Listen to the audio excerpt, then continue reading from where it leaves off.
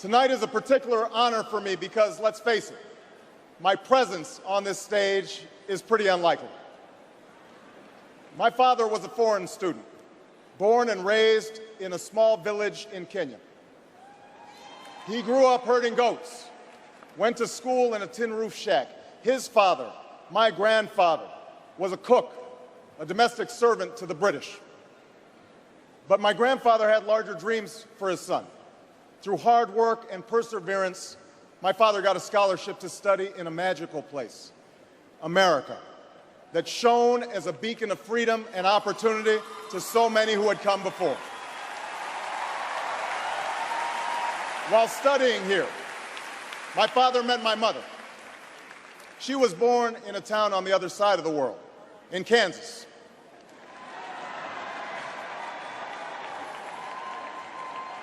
Her father worked on oil rigs and farms through most of the Depression. The day after Pearl Harbor, my grandfather signed up for duty, joined Patton's army, marched across Europe. Back home, my grandmother raised a baby and went to work on a bomber assembly line. After the war, they studied on the GI Bill, bought a house through FHA, and later moved west, all the way to Hawaii in search of opportunity. And they too had big dreams for their daughter. A common dream born of two continents. My parents shared not only an improbable love, they shared an abiding faith in the possibilities of this nation. They would give me an African name, Barak, or Blessed, believing that in a tolerant America, your name is no barrier to success.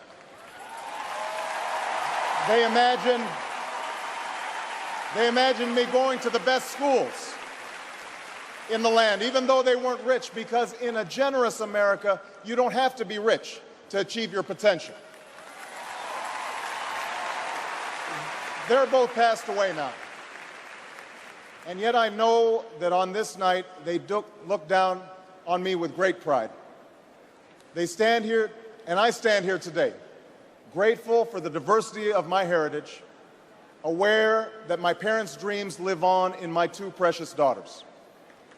I stand here knowing that my story is part of the larger American story, that I owe a debt to all of those who came before me, and that in no other country on earth is my story even possible.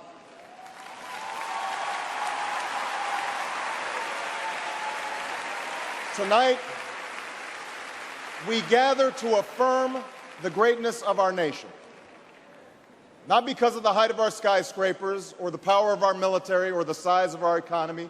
Our pride is based on a very simple premise, summed up in a declaration made over 200 years ago. We hold these truths to be self-evident, that all men are created equal,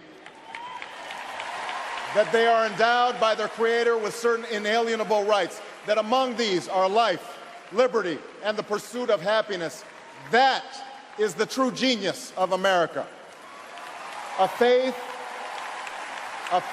in simple dreams, an insistence on small miracles, that we can tuck in our children at night and know that they are fed and clothed and safe from harm, that we can say what we think, write what we think without hearing a sudden knock on the door, that we can have an idea and start our own business without paying a bribe, that we can participate in the political process without fear of retribution, and that our votes will be counted, at least most of the time.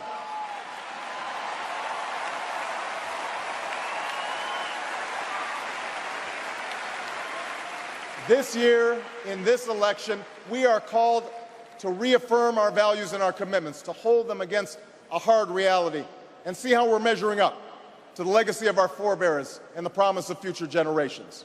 And fellow Americans, Democrats, Republicans, Independents, I say to you tonight, we have more work to do.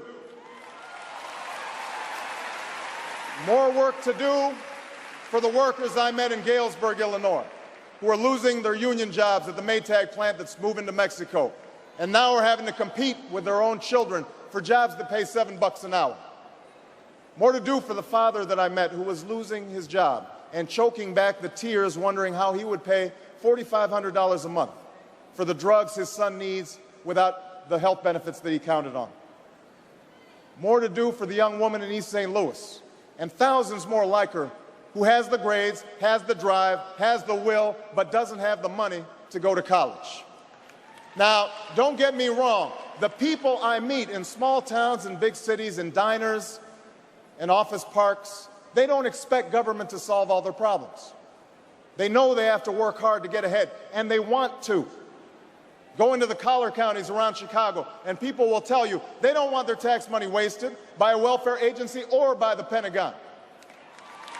Go into any inner city neighborhood, and folks will tell you that government alone can't teach our kids to learn. They know that parents have to teach, that children can't achieve unless we raise their expectations and turn off the television sets and eradicate the slander that says a black youth with a book is acting white. They know those things.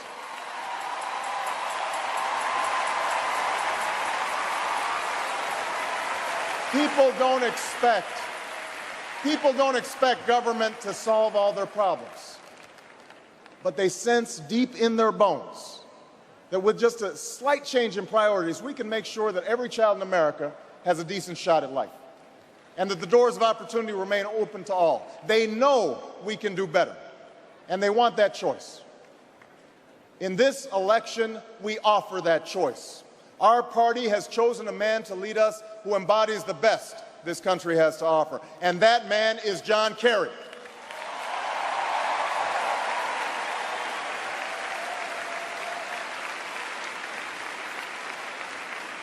John Kerry understands the ideals of community, faith, and service because they've defined his life. From his heroic service to Vietnam, to his years as a prosecutor and lieutenant governor, through 2 decades in the United States Senate, he's devoted himself to this country. Again and again, we've seen him make tough choices when easier ones were available. His values and his record affirm what is best in us. John Kerry believes in an America where hard work is rewarded. So instead of offering tax breaks to companies shipping jobs overseas, he offers them to companies creating jobs here at home. John Kerry believes in an America where all Americans can afford the same health coverage our politicians in Washington have for themselves. John Kerry believes in energy independence, so we aren't held hostage to the profits of oil companies or the sabotage of foreign oil fields. John Kerry believes in the constitutional freedoms that have made our country the envy of the world, and he will never sacrifice our basic liberties, nor use faith as a wedge to divide us.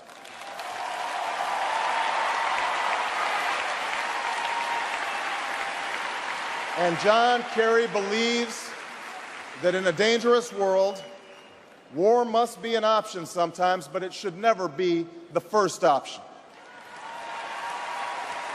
You know, a while back, I met a young man named Seamus in a VFW hall in East Moline, Illinois.